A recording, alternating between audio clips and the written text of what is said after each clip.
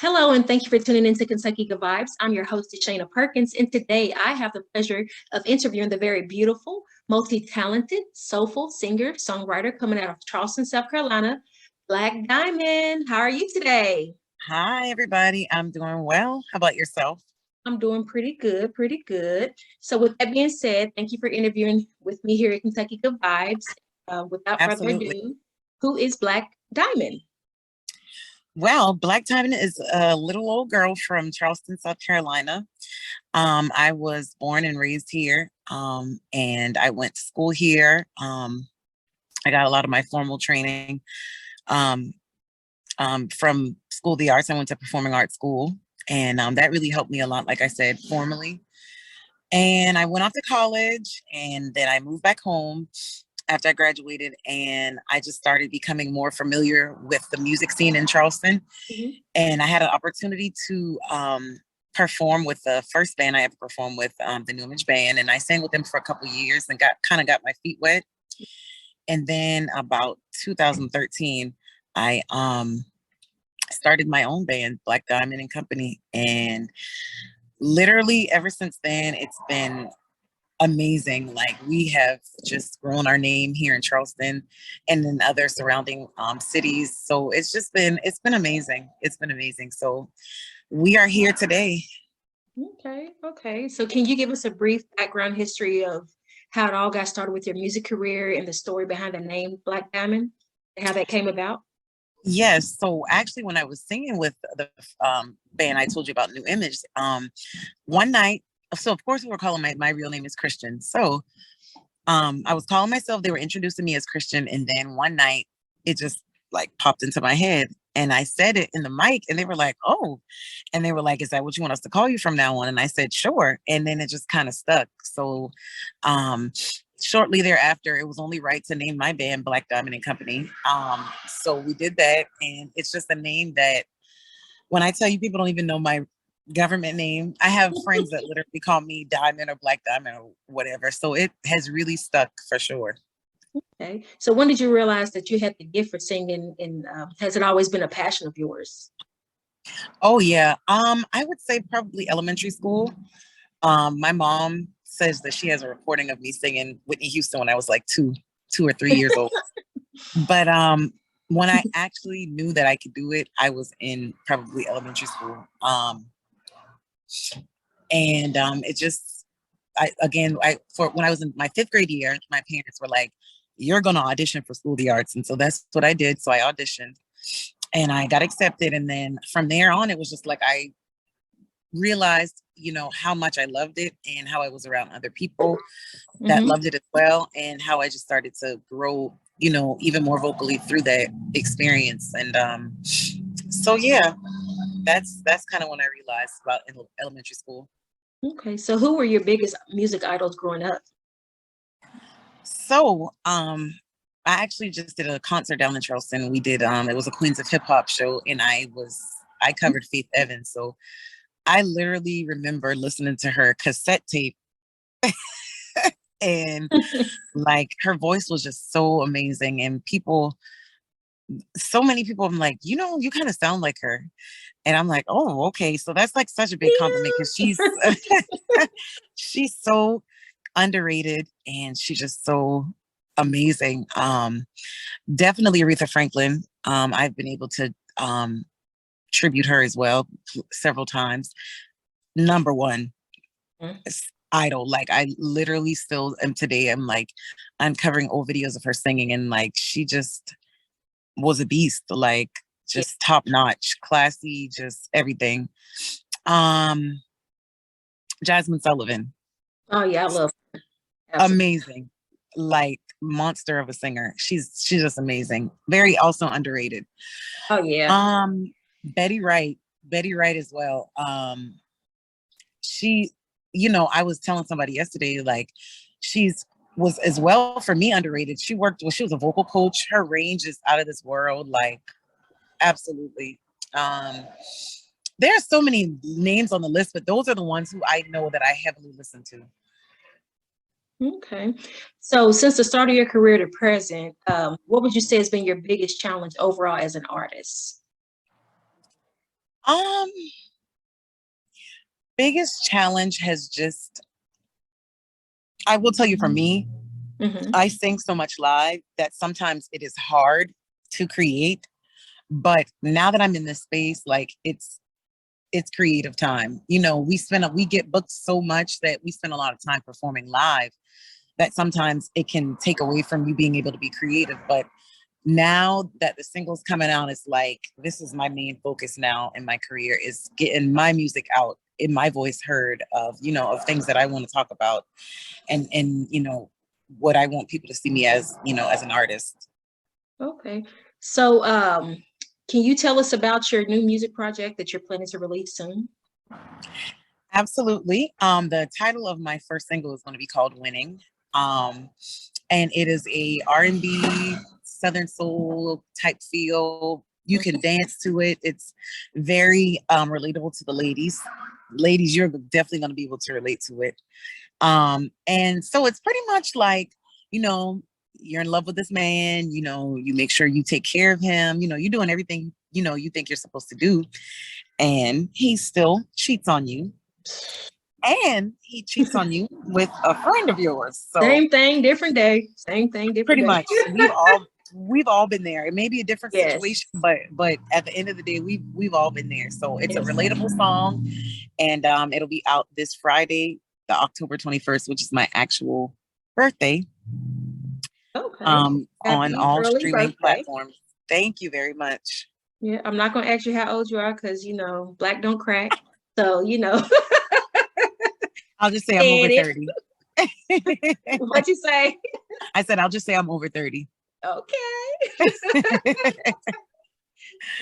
Okay. So outside of music and entertainment, what do you do exactly like in your spare time? Like what's your hobbies and interests?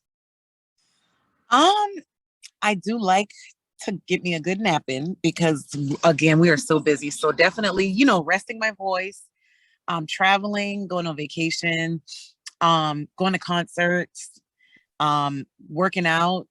That's a big one for me. I try to do that at least, you know, 5 times a week.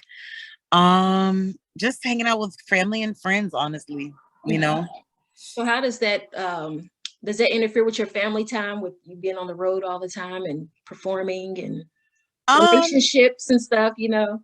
I will say, you it can be sometimes, but I definitely, you know, definitely try to squeeze family and friend time in. It can get difficult, Yes.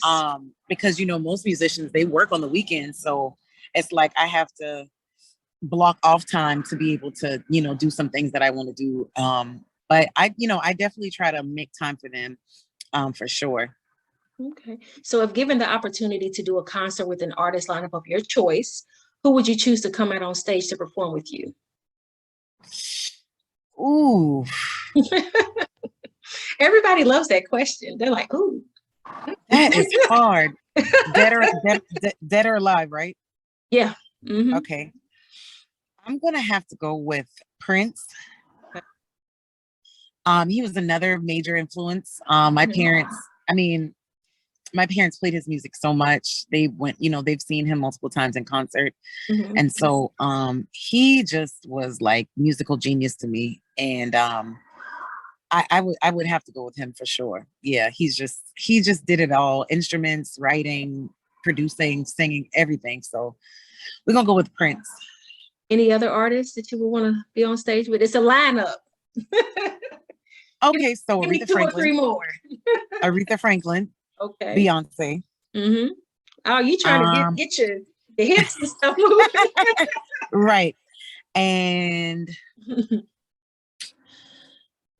Michael Jackson. Okay. For sure. You Michael. ready to Yeah. get some movement going on that Yeah, stage. yeah. And that's the thing, like Michael Jackson, he like, I know that his dancing is like probably the most famous thing that, you know, the thing that he's most famous for, but man, that's singing too. Like, Yeah. man, he's was a beast of a singer too. Like, so definitely throw some Michael Jackson in there. We opened up for the Ozzy Brothers, and that was very amazing. because I didn't expect it. Like the Mhm. person called me and they were like, yeah, we've been hearing about you and we would love if you could join us. And I was like, sure. I'm like, absolutely. So those two definitely stick out in my mind. Okay, okay. So you definitely been on this music journey for a while, and you've opened Yes. up for some recording artists, like you said, the Isley Brothers, and I also saw that you've opened up for the Average White Band. I'm sorry, Tank and Tweet and Tim Bowman and K Michelle and PJ Morton, just to name a few. How was that experience? Amazing. Amazing. The PJ Morton concert, that was just so amazing. Like I got to meet him, got to take a picture with him. Like it was just awesome. It was awesome.